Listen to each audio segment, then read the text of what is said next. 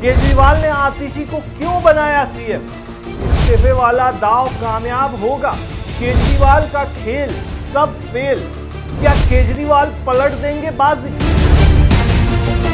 मैं सीएम की कुर्सी से इस्तीफा देने जा रहा हूं, अब जनता तय करे कि मैं ईमानदार हूं या बेईमान।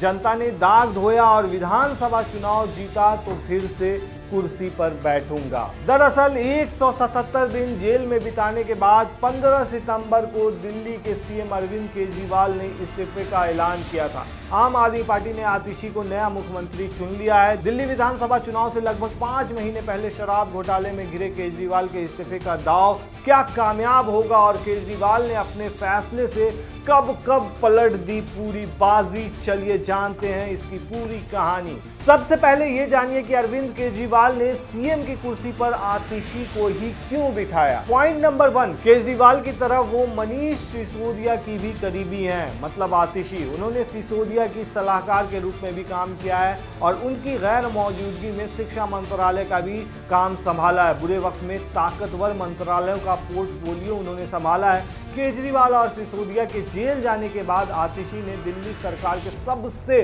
ताकतवर मंत्रालयों की कमान संभाली है। इस वक्त इनके पास शिक्षा मंत्रालय, महिला एवं बाल विकास मंत्रालय, संस्कृति मंत्रालय, टूरिज्म और पब्लिक वर्क डिपार्टमेंट की जिम्मेदारी है। आपको बता दें कि आतिशी 2013 के विधानसभा चुनाव के लिए पार्टी के घोषणा पत्र मसौदा समिति की प्रमुख सदस्य भी थी। उन्होंने पार्टी के गठन के शुरुआती दौर में इसकी नीयतों को आकार देने में अहम भूमिका निभाई थी। इसके अलावा आतिशी ने पार्टी प्रवक्ता के तौर पर भी दमखम दिखाया है अपना। लोकसभा चुनाव के बाद भी आतिशी दिल्ली की सबसे चर्चित आम आदमी पार्टी नेता बनी रही। जून में वो हरियाणा सरकार के खिलाफ अनिश्चितकालीन भूख हड़ताल पर बैठी थी, क्योंकि हरियाणा सरकार ने हर रोज दिल्ली को 100 मिलियन गैलन पानी देने से इनकार कर दिया था। इससे राष्ट्रीय राजधानी में जल संकट पैदा हो गया था। उनकी तबीयत बिगड़ने के बाद उन्हें अस्पताल में भर्ती होना पड़ा था। इससे दिल्ली के लोगों में उनकी पॉजिटिव इमेज बनी थी। उस वक्त ये काफी चर्चा का विषय भी रहा था।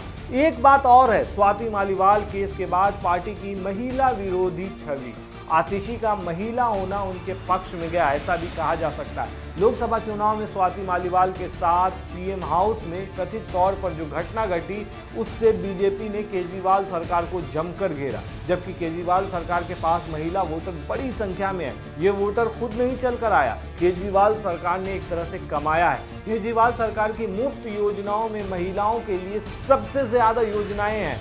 1000 रुपए महिलाओं को देने का वादा अभी अधूरा है, लेकिन लोकसभा चुनाव की ये सबसे चर्चित योजना थी। ऐसे में आम आदमी पार्टी को महिला विरोधी होने का टैग हटाना था। आतिशी के नाम की घोषणा से हमलावर विपक्ष और महिला वोटर के सामने खुद पर लगे दाग को बेबुनियाद बता पाएंगे। ये भी एक बड़ा पॉइंट है। चलिए आपको ये भी बताते हैं कि आखिर कैसे 0 से 161 विधायक तक पहुंची आम आदमी पार्टी और 2 राज्यों में बनी है सरकार। महज 12 साल में कहां से कहां पहुंच गई केजरीवाल की आम आदमी पार्टी। आज से 12 साल पहले तक अरविंद केजरीवाल उन हजारों लाखों की भीड़ का हिस्सा थे जो दिल्ली के जंतर मंतर पर अन्ना हजारे के साथ खड़ी थी। आज वही अरविंद केजरीवाल राष्ट्रीय राजनीति का अहम चेहरा बन चुके हैं। अन्ना हजारे का यह आंदोलन भ्रष्टाचार के खिलाफ था। इस आंदोलन में केजरीवाल ने बढ़ चढ़कर हिस्सा लिया था। उस समय तो उन्हें अन्ना हजारे का अर्जुन भी कहा जाने लगा था। अन्ना आंदोलन लंबे वक्त तक चला, भूख हड़तालें हुई, पर इन सब के बावजूद जन लोकपाल कानून नहीं बन पाया। फिर आई 2012 की 2 अक्टूबर, वो तारीख जब अरविंद केजरीवाल ने राजनीतिक पार्टी बनाने का ऐलान कर दिया।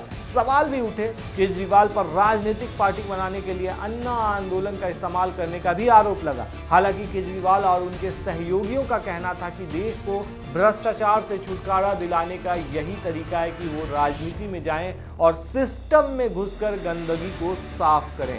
आखिरकार 26 नवंबर 2012 को अरविंद केजरीवाल ने आम आदमी पार्टी नाम से राजनीतिक पार्टी लॉन्च कर दिया। अन्ना हजारे भी इसके पक्ष में नहीं थे, लेकिन उस समय केजरीवाल ने कहा कि सभी पार्टियों ने धोखा दिया है, सभी पार्टियां पर्दे के पीछे से एक दूसरे की मदद करती हैं, इसलिए हमने मजबूरी में आम आदमी पार्टी का गठन किया है। मजबूरी में। लेकिन मजबूरी में शुरू हुई आम आदमी पार्टी आज देश की राष्ट्रीय पार्टी बन गई है। बीजेपी, कांग्रेस और तृणमूल कांग्रेस के बाद चौथे नंबर की पार्टी है, जिसके देश में सबसे ज्यादा विधायक हैं। दिल्ली और पंजाब में सरकार है, एमसीडी पर भी कब्जा हो गया है। गुजरात और गोवा में पार्टी की एंट्री हो चुकी है। राज्यसभा में चौथे नंबर की पार्टी है, जिसके सबसे ज्यादा सांसद हैं। 2013 में आम आदमी पार्टी ने दिल्ली विधानसभा चुनाव लड़ा और केजरीवाल ने कांग्रेस की पूर्व सीएम शीला दीक्षित को हरा दिया।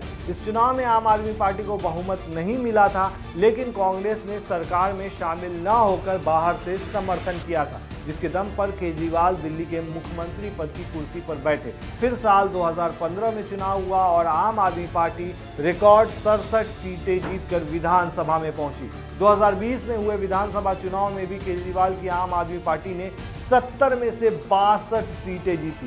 केजरीवाल ने 16 फरवरी 2020 को रामलीला मैदान में तीसरी बार मुख्यमंत्री पद का शपथ लिया था। अब चौथी बार वो शपथ ले पाएंगे या नहीं ले पाएंगे, ये तो वक्त ही बताएगा। अब थोड़ा बहुत केजरीवाल के बारे में भी जान लीजिए, जो 3 बार दिल्ली के सीएम बने हैं। केजरीवाल का जन्म 16 अगस्त 1968 को हरियाणा के सिवानी जिले के खेड़ा गांव में हुआ है। केजरीवाल ने 1985 में IIT JEE परीक्षा पास की और मैकेनिकल इंजीनियरिंग में IIT खड़गपुर से ग्रेजुएशन किया। 1989 में कॉलेज से निकलने के बाद केजरीवाल ने करीब 3 साल टाटा स्टील में नौकरी भी की। इसके बाद उन्होंने सिविल सेवा परीक्षा की तैयारी के लिए 1992 में नौकरी से रिजाइन कर दिया। 1995 में केजरीवाल ने UPSC एग्जाम पास किया। उनका सिलेक्शन इंडियन रेवेन्यू सर्विसेज यानी कि IRS में हो गया। इसके बाद वो इनकम टैक्स डिपार्टमेंट में असिस्टेंट कमिश्नर के पद पर नियुक्त हुए। 2006 में उन्होंने नौकरी से इस्तीफा दे दिया और उसके बाद महज कुछ ही दिनों के बाद 5 साल के बाद लगभग फिर से वो राजनीति में पूरी तरह से सक्रिय हो गए और आज किस मुकाम पर हैं वो तो आप ही देख रहे हैं। और चौथी बार वो सीएम पद का शपथ लेंगे या नहीं लेंगे, ये आप हमें कमेंट में बताएं।